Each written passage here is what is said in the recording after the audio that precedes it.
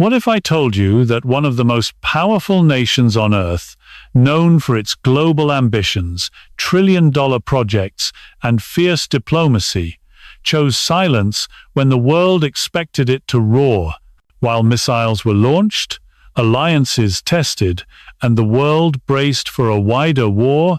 China, the dragon in the east, stepped back. But why? Was it fear? Was it weakness? Or was it something far more calculated?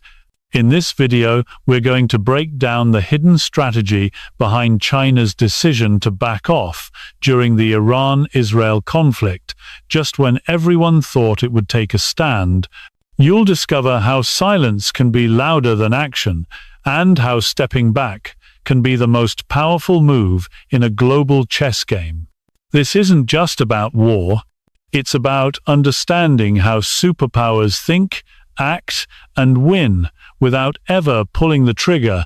So stay with me until the very end, because what you're about to hear will shift your view of global power, leadership, and what it truly means to play the long game. Let's begin. China's strategic silence in critical conflict zones like the Iran-Israel conflict is not accidental. It is a deeply rooted approach in its foreign policy doctrine and quest. Unlike Western powers that often rush to declare sides, deploy troops, or issue public condemnations, China tends to observe quietly from the sidelines. This silence is deliberate and calculated. China has learned through decades of economic rise that speaking less in volatile geopolitical affairs offers greater room for maneuvering. In the context of the Iran-Israel conflict, while the world watched for China's reaction, Beijing chose to stay diplomatically quiet, not because it lacked interest, but because it understood the high stakes involved. This pattern can be traced back to China's larger ambition of becoming a global superpower without getting entangled in wars it cannot control. Wars in the Middle East are messy, unpredictable, and far from China's borders.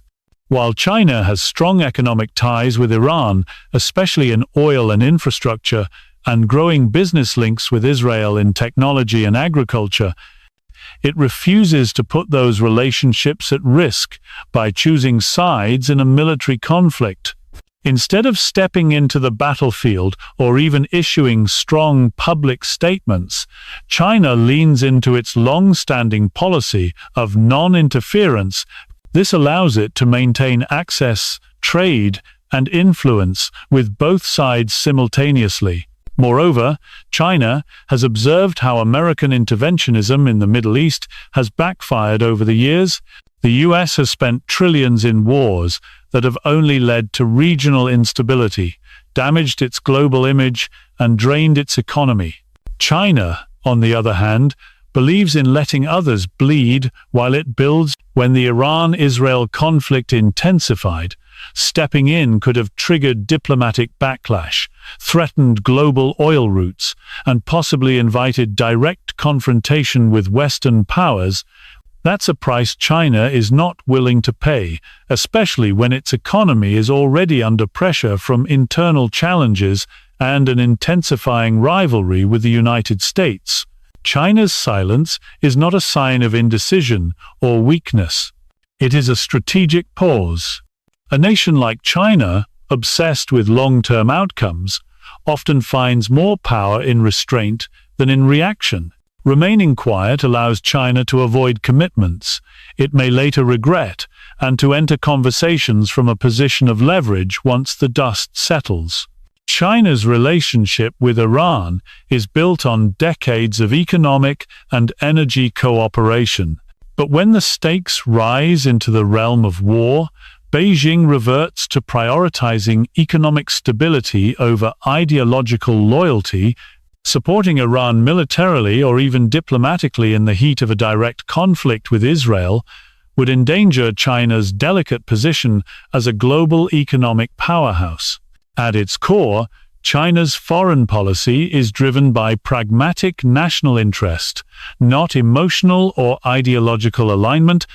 Even though Iran is a key player in China's energy security and a participant in the Belt and Road Initiative, China will not jeopardize its trade ties with the West or risk global market instability by openly backing Tehran in wartime. Economic momentum is at the heart of China's modern identity. Its leadership understands that a war in the Middle East, particularly one involving Iran, could trigger a spike in oil prices, disrupt shipping lanes, and provoke Western sanctions. These outcomes would directly threaten China's economy, which is still recovering from the aftershocks of the COVID-19 pandemic and struggling with internal issues like youth unemployment, real estate debt, and a shifting demographic landscape. In such a fragile moment, economic turbulence caused by a geopolitical stance is a risk Beijing is unwilling to take. Additionally, China is not built to sustain ideological wars. Unlike the Cold War-era Soviet Union, China does not export its political system or ideology. It sells development, infrastructure, and trade, not revolution or resistance. Iran, with its theocratic regime and confrontational posture toward the West, often engages in ideological rhetoric and strategic defiance. Aligning too closely with Iran could pull China into a narrative of opposition against Israel and its Western allies, something that contradicts China's global business aspirations. By staying neutral or backing off, China shields itself from this ideological trap and preserves access to both Iranian energy and Israeli innovation. In Beijing's calculus, long-term economic resilience always trumps short-term gestures of solidarity. Even if Iran is facing overwhelming pressure or aggression, China is more likely to push for talks, de-escalation, or economic solutions, rather than stand beside Tehran on the battlefield. When the war between Iran and Israel escalated, the true test wasn't about who had the bigger army. It was about who had the discipline to walk away from a tempting but costly alliance. China's decision to back off was not abandonment.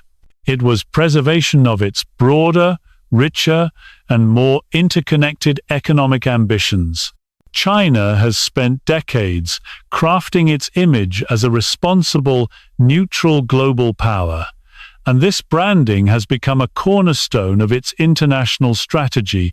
Unlike the United States or Russia, which often take firm, visible positions in global conflicts, China seeks to operate behind the scenes, presenting itself as a mediator, a builder of peace, and a promoter of development. This image is critical to its success, especially in emerging markets where nations want infrastructure, investment, and trade, not war. In the case of the Iran-Israel conflict, any overt alignment with one side would risk unraveling that carefully maintained perception.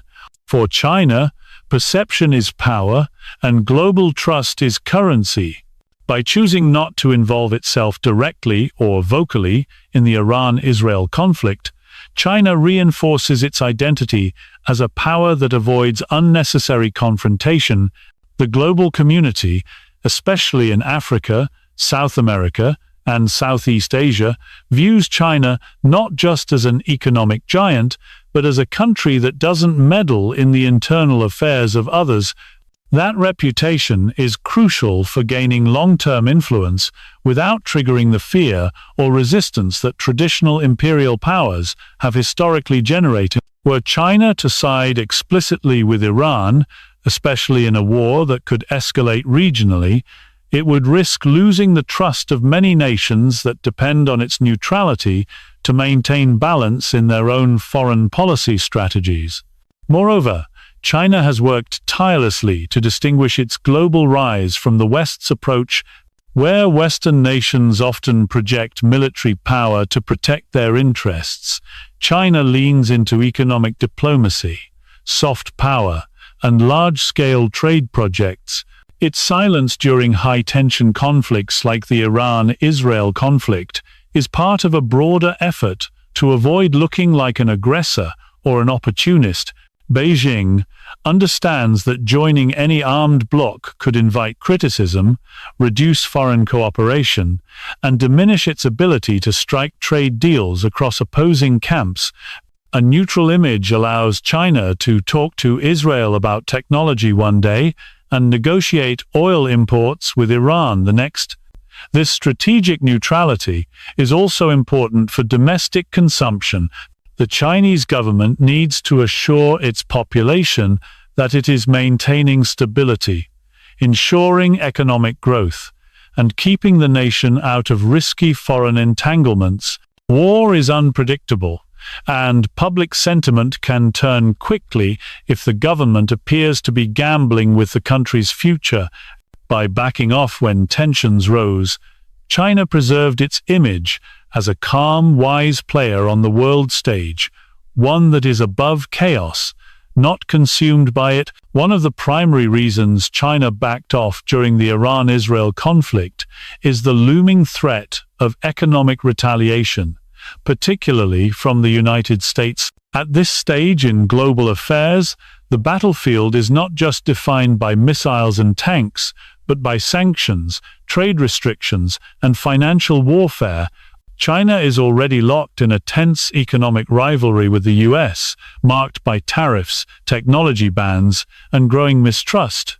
Adding fuel to the fire by taking Iran's side in a direct military conflict could provoke the kind of Western backlash that would further damage China's already vulnerable economic position.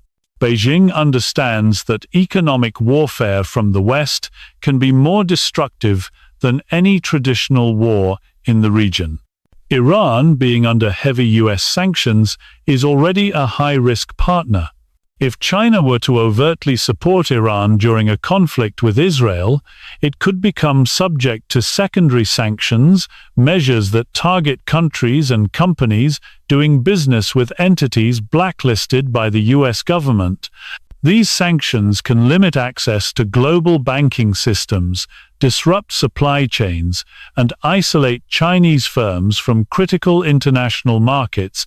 With China trying to stabilize its domestic economy, ensure foreign investment, and maintain smooth exports, this is a threat it cannot afford to ignore. Avoiding such consequences requires restraint, even when it has close energy and strategic interests with countries like Iran. Furthermore, the US plays a dominant role in international institutions and financial systems, such as the IMF, World Bank, and SWIFT. Any misstep that positions China as aiding or abetting a US-designated adversary like Iran could create obstacles in these areas. China's economy, though powerful, is still heavily integrated with global markets, and any friction with Western financial systems could lead to capital flight, investor uncertainty, and reduced foreign trade. As such, China opts for strategic ambiguity rather than open defiance. Beijing also knows that war alignment can cost it dearly in terms of access to technology, semiconductors, and innovation, areas where it still relies significantly on the West. The recent clampdowns on Chinese tech giants serve as a warning. If China had been seen as directly aiding Iran in the conflict, it could have faced harsher export bans, more aggressive tariffs, and a tightening of the global semiconductor chokehold. In today's world, economic survival and technological advancement are paramount, and China is playing a game of survival where backing off isn't retreat, it's risk management. China's approach to foreign policy and international conflict is defined by its deep-rooted philosophy of long-term strategy rather than immediate gratification. In the case of the Iran-Israel conflict, Beijing's decision to back off wasn't a sign of fear or disinterest, but a reflection of its broader game plan. China doesn't aspire to be the loudest voice in global crises. It wants to be the most enduring power in global influence. This mindset separates it from many Western nations that often jump into conflicts to assert dominance or fulfill political agendas. Instead, China observes, calculates, and waits. It knows that true power doesn't come from headline victories, but from consistent, stable growth and expanding leverage over time. Walking away from the Iran-Israel conflict wasn't a passive act. It was a tactical move.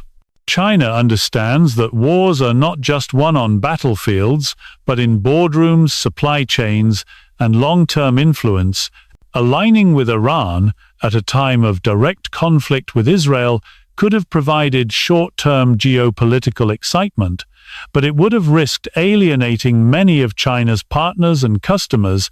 Beijing sees more value in building ports, railways, and digital infrastructure than in engaging in symbolic standoffs. Every move it makes is aimed at reinforcing its long-term economic corridors, such as the Belt and Road Initiative, and these require a calm, cooperative global environment, not one marred by deep military alliances and regional instability.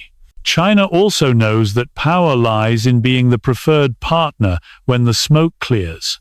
By staying neutral, it leaves the door open to step in as a mediator, negotiator, or investor. Once both parties are exhausted from conflict, this positioning not only earns respect, but also creates opportunities. Nations that emerge from war need rebuilding, and China wants to be the one holding the blueprints and the budget. It doesn't need to prove its power by fighting. It proves it by being indispensable when others need help the most. The discipline to walk away from volatile conflict zones is not cowardice. It's a reflection of maturity. China's leadership is focused on creating leverage that lasts decades, not moments. In their worldview, taking a step back today often means taking 2 steps forward tomorrow. By backing off from the Iran-Israel conflict, China has protected its economic future, preserved its diplomatic flexibility, and positioned itself to gain more in the aftermath than it would have during the fray. The Belt and Road Initiative, BRI, is China's signature global development strategy, a multi-trillion-dollar infrastructure network stretching across Asia, Europe, Africa, and the Middle East. This grand vision is designed not just to boost trade, but to establish China as the economic backbone of the modern world. Many of its most vital links run through or near the Middle East, making the region's stability crucial for the success of the entire project. If China were to involve itself directly in the Iran-Israel conflict, it would risk igniting tensions across the very corridors it has invested in so heavily. Pipelines, ports, highways, and rail networks built under the BRI could easily become collateral damage in a broader regional war. China has poured billions into projects in countries like Pakistan, Iran, Iraq, Saudi Arabia, and even Israel. These investments are not just financial. They are strategic assets aimed at long-term influence and access. If China was seen to be siding with Iran against Israel, it could alienate Gulf Arab nations like Saudi Arabia and the UAE, both of which have warming relations with Israel and remain critical BRI partners. The geopolitical balancing act China is trying to maintain in the Middle East would collapse under the weight of visible military alignment. Such a scenario would disrupt not only diplomatic relationships, but also physical infrastructure and future investment plans. Additionally, China's overseas assets, including ports, industrial zones, and energy terminals, are vulnerable to regional instability. Many of these are located in politically fragile countries or areas prone to sectarian conflict. A wider war, triggered by the Iran-Israel clash, could spill over into neighboring states, putting Chinese engineers, companies, and logistics routes at risk. Insurance costs would rise, foreign contractors could flee, and local resentment against foreign presence could be amplified. All of this would make the BRI far less viable and slow China's global momentum. Chinese economic ambitions require peace far more than posturing. Its ability to deliver loans, manage projects, and control supply chains is only possible in a world where trade routes are safe and predictable. Any major conflict in the Middle East threatens to derail not just regional stability, but the very foundation of China's global growth strategy. Therefore, stepping back from the Iran-Israel conflict was not about fear. It was about protecting an investment plan that spans continents and decades, where patience, not provocation, is the true weapon of success in the chaos of global conflicts, especially one as sensitive and combustible as the Iran-Israel conflict. It's easy to judge silence as weakness and restraint as indifference, but real power doesn't always roar. It calculates, it waits, and it moves only when the return outweighs the risk. China's decision to back off when it mattered most wasn't a retreat. It was a masterclass in disciplined strategy. While others chase short-term victories, China builds long-term dominance. While others draw battle lines, China draws trade routes. And while the world watches missiles, China watches markets. This is not a story of cowardice. It is a story of choosing construction over destruction, patience over provocation, and foresight over fury. The true leaders of the future will not be the ones who shouted the loudest in times of crisis, but those who kept building when others were burning. And that's exactly what the world just witnessed. Good luck. And thank you for watching. Keep thinking, keep learning, and never stop asking, why did they stay silent? Because sometimes the strongest move is no move at all.